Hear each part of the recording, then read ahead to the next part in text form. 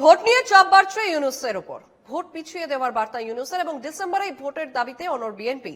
বাংলাদেশের নাগরিকদের পথে নামার ডাক হাসিনার। জামাত এবং ছাত্রদের সময় দিতে নির্বাচন পিছিয়ে দিতে চাইছেন ইউনূস। উঠছে সেই প্রশ্ন। ভোট নিয়ে ক্রমেই চাপ বাড়ছে ইউনূসের উপর। ভোট পিছিয়ে দেওয়ার বার্তা ইউনূসের, ডিসেম্বরে ভোটের দাবিতে অনড় বিএনপি এবং বাংলাদেশের নাগরিকদের পথে নামার ডাক হাসিনার। জামাত এবং ছাত্রদের সময় দিতে নির্বাচন পিছিয়ে দিতে চাইছেন ইউনূস। উঠছে সেই প্রশ্ন।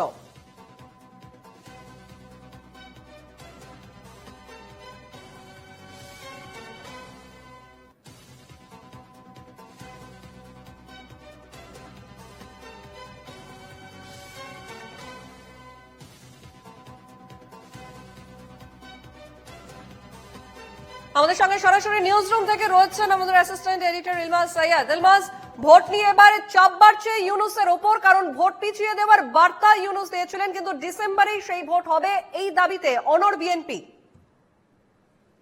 একেবারেই সঞ্চারী, দেখো গত বছর 2024 সালে হাসিনা ওই দেশ ছাড়ার পর বাংলাদেশ এই মুহূর্তে চূড়ান্ত অরাজকতায় ডুবে রয়েছে। একদিকে জামাত রয়েছে, একদিকে বিএনপি রয়েছে, তার সঙ্গে student led national citizen party, যেটা নতুন পার্টি সেখানে ফর্ম হয়েছে, তারা রয়েছে, আর তার সঙ্গে বাংলাদেশের যে কমিউনিস্ট পার্টি তারাও রয়েছে। এবার এই সমস্ত পার্টি কোথাও একটা গণতান্ত্রিক পদ্ধতিতে ভোট চাইছিল। তবে এই ভোট কবে হবে তা নিয়ে কোন রকম সদিচ্ছা ইউনূসের তরফ থেকে দেখা যায়নি। তারপর বাংলাদেশের সেনাপ্রধান জেনারেল ওয়াকারুজ্জামান তিনি সামনে আসেন এবং তিনি বলেন যে ডিসেম্বরের মধ্যে ভোট করতে হবে। 31শে ডিসেম্বরের একেবারে ডেডলাইন বেঁধে দেওয়া হয় সেনার পক্ষ থেকে, এবং তারপর সেনাও রীতিমতো বিভিন্ন কমান্ড হেডকোয়ার্টার্সের আধিকারিকদের সঙ্গে বৈঠক করে ওয়াকারুজ্জামান বার্তা দেন যে সেনা এই মুহূর্তে কিন্তু সেনা প্রধানের সঙ্গেই রয়েছেন। সেই সময় বাংলাদেশে আবার একবার সেনা অভ্যুত্থান কিংবা কু হওয়ার দিকেও নজর ছিল। তারই মাঝখানে জোড়া প্রেসার পড়ে ইউনূসের ওপর। বিএনপি বারবার বলে যে সেনার দেওয়া 31শে ডিসেম্বরের যে ডেডলাইন, সেই ডেডলাইনের দিকেই কিন্তু তারা এগোচ্ছে, সেদিকেই তাকিয়ে রয়েছে। দফায় দফায় বৈঠক হয়।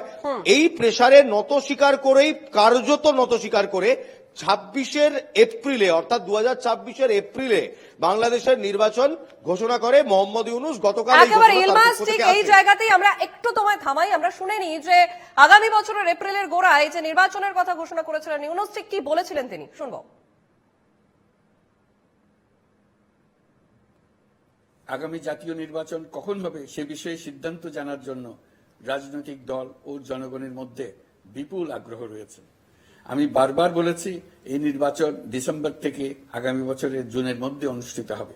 এই সময়ের মধ্যে দেশের নির্বাচন উপযোগী পরিবেশ সৃষ্টির জন্য যা যা করা দরকার সরকার তাই করছে, ও ইতিহাসের সবচেয়ে অবাধ, সুষ্ঠু, প্রতিদ্বন্দ্বিতামূলক ও গ্রহণযোগ্য নির্বাচন আয়োজনের জন্য সকল পক্ষের সঙ্গে আমরা আলোচনা করেছি। পাশাপাশি বিচার, সংস্কার ও নির্বাচন সংক্রান্ত চলমান সংস্কার কার্যক্রম পর্যালোচনা করে আমি আজ দেশবাসীর কাছে ঘোষণা করছি যে আগামী জাতীয় নির্বাচন 2026 সালের এপ্রিলের প্রথমার্ধের যে কোনো একটি দিনে অনুষ্ঠিত হবে। এই ঘোষণার ভিত্তিতে নির্বাচন কমিশন উপযুক্ত সময়ে আপনাদের কাছে নির্বাচনের বিস্তারিত রোডম্যাপ প্রদান করবে। আমরা শুনলাম ইউনূস সেদিন ঠিক কি বার্তা দিয়েছিলেন। আবারও ফিরবো ইলমাসের কাছে। ইলমাস, যেমনটাই জানাচ্ছিলেন, একেবারে দেখো মোহাম্মদ ইউনূস বলছে আগামী বছর অর্থাৎ 2026 এপ্রিলের প্রথমার্ধে যে কোনো একটি দিনে নির্বাচন হবে।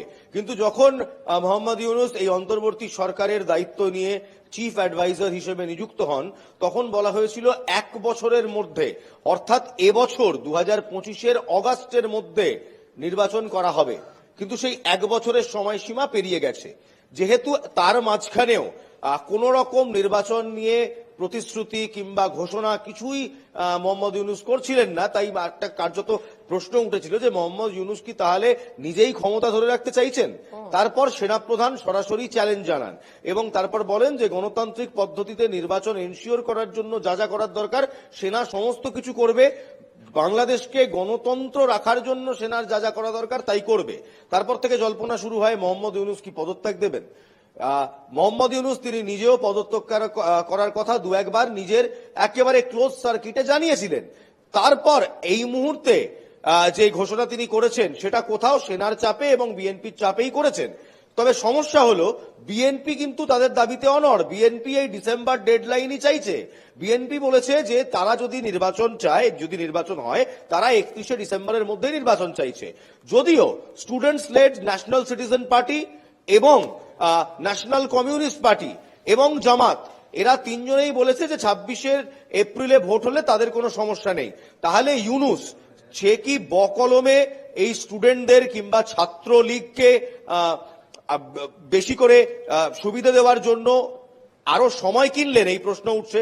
দ্বিতীয়, জামাত যদি সে দেশে ক্ষমতায় আসে সেটা ভারতের জন্য সমস্যা। জেনারেল ওয়াকারুজ্জামান তিনি কিন্তু ভারতের সঙ্গে অত্যন্ত ভালো সম্পর্ক মেনটেন করে গেছেন as far as military is concern.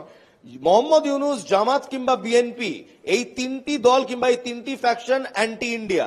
Bharat চায় হাসিনার মতো একটা বান্ধব সরকার আবার বাংলাদেশে আসে। একেবারে ইলমাস, শেখ আরেকবার হাসিনার থামাই তোমাকে, কারণ ইউনূসের এই ভোটসূচিতে খুশি নয় বিএনপি এবং ভোটসূচিতে খুশি নয় একাধিক রাজনৈতিক দল। কি বলছেন তারা, শুনবো।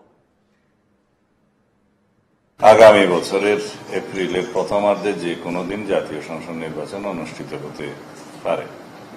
এ বিষয়ে আমাদের প্রতিক্রিয়া হচ্ছে যে জাতির প্রত্যাশা পূরণ হয়নি। তিনি বাংলাদেশের সকল রাজনৈতিক দলের মধ্যে বিএনপি সহ সমমনা, আমাদের সমমনা এবং যুগপৎ আন্দোলনে যারা শরিক ছিলেন তারা সহ গণতান্ত্রিক রাজনৈতিক শক্তিসমূহের অধিকাংশ দল, 50-এরও অধিক দল ডিসেম্বরের মধ্যেই নির্বাচনের দাবি জানিয়ে আসছেন দীর্ঘদিন থেকে। আমরা যৌক্তিকভাবে ডিসেম্বরের ভিতরেই নির্বাচন অনুষ্ঠানের জন্য আমাদের বক্তব্য সবসময় উপস্থাপন করেছি, যুক্তি সহকারে এবং বিভিন্ন কারণ দেখিয়ে। কিন্তু তিনি সেই বিষয়টি আমলে না নিয়ে এমন একটি সময়ে নির্বাচনের সময় ঘোষণা করেছেন, যে সময় বলতে গেলে বাংলাদেশের একটা সময় পাবলিক পরীক্ষা থাকে এবং আবহাওয়া সঠিক থাকে না।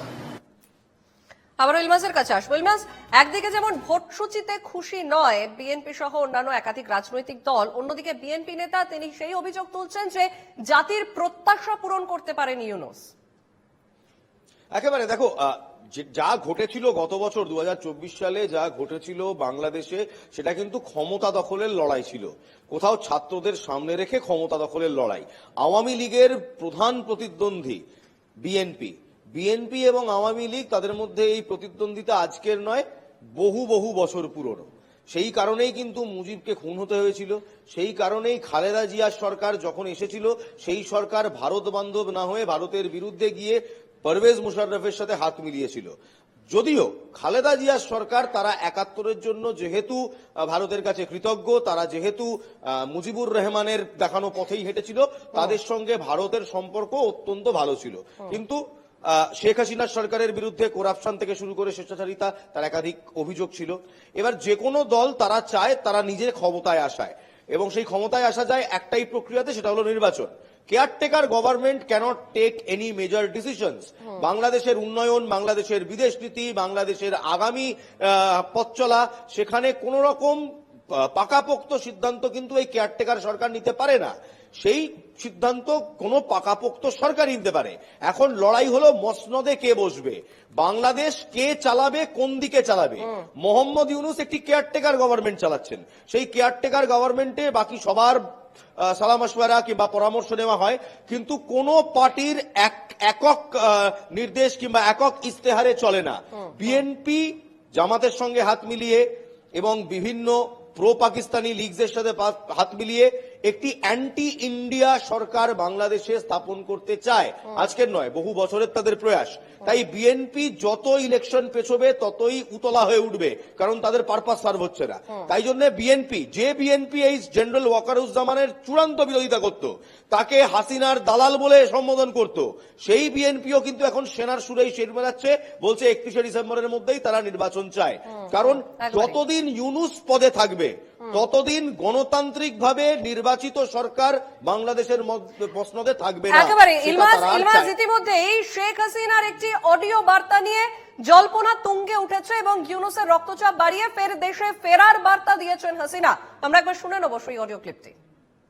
কিন্তু এখন তো দেশ বিক্রি হয়ে গেছে, ইউনুস সেই দেশ বিক্রি করেছে মাত্র $500 মিলিয়ন।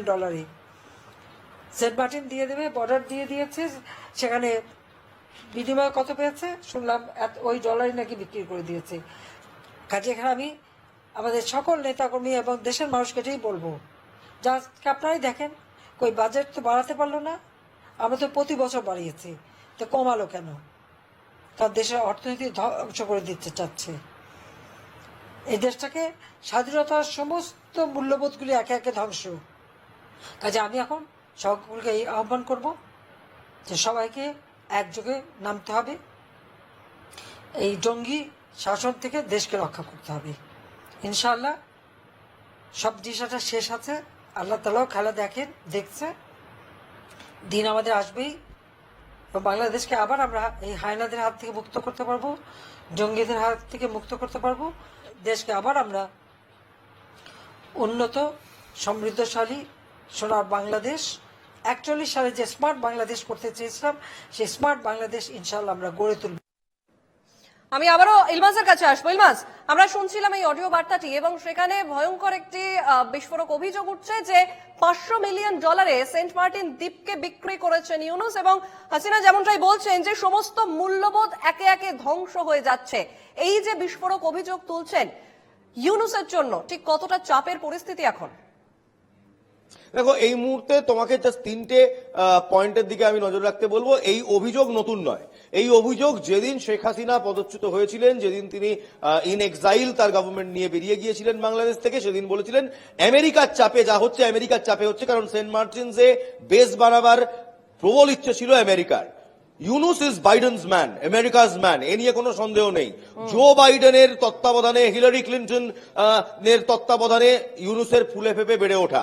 ইউনুসের বিরুদ্ধে শেখ হাসিনা একাধিক মামলা দিয়ে রেখেছিলেন 2018 সাল থেকে। দেশে থাকতে পারেননি ইউনুসকে সেই জন্য ইউরোপে গিয়ে গা ঢাকা দিয়ে থাকতে হতো, প্যারিসে গিয়ে গা ঢাকা দিয়ে থাকতে হতো। যে মুহূর্তে এখান থেকে হাসিনা চলে গেলেন, বাংলাদেশ থেকে হাসিনা চলে গেলেন, ইউনুসের প্রত্যাবর্তন হলো। কিন্তু শেখ হাসিনা এই মুহূর্তে বাংলাদেশে ফিরবে কিনা তা নিয়ে কিন্তু সংশয় রয়েছে, কারণ এই মুহূর্তে যদি শেখ হাসিনা বাংলাদেশে ফেরেন তার প্রাণ সংশয় রয়েছে। She can be murdered in cold blood, assassination হওয়ার সম্ভাবনা রয়েছে। তাই হয়তো এক্ষুনি তিনি বাংলাদেশে ফিরবেন না। তার প্রথম লক্ষ্য হবে তার আওয়ামী লীগকে চাঙ্গা করা। যদি ইলেকশন হয়, সেই ইলেকশনে আওয়ামী লীগকে পার্টিসিপেট করানো এবং জেতানো। দুটো জিনিসের দিকে মাথায় রাখতে হবে। শেখ হাসিনার সরকারের সময় গণতন্ত্র ছিল, যদিও সমস্যা ছিল, করাপশন ছিল, কিন্তু গণতন্ত্র ছিল। এই মুহূর্তে জঙ্গিরা, তাদেরকে জেল থেকে রিলিজ করা হয়েছে। জামাতি জেহাদি তারা মোটামুটি শাসন ব্যবস্থার দিকে রেখেছে। এখানে সবচেয়ে একেবারে ইলমাজ, আপাতত ধন্যবাদ তোমাকে। এই খবরের দিকে নজর থাকবে আমাদের সঙ্গে সরাসরি নিউজ রুম থেকে ছিলেন আমাদের অ্যাসিস্ট্যান্ট এডিটর ইলমাজ সৈয়দ।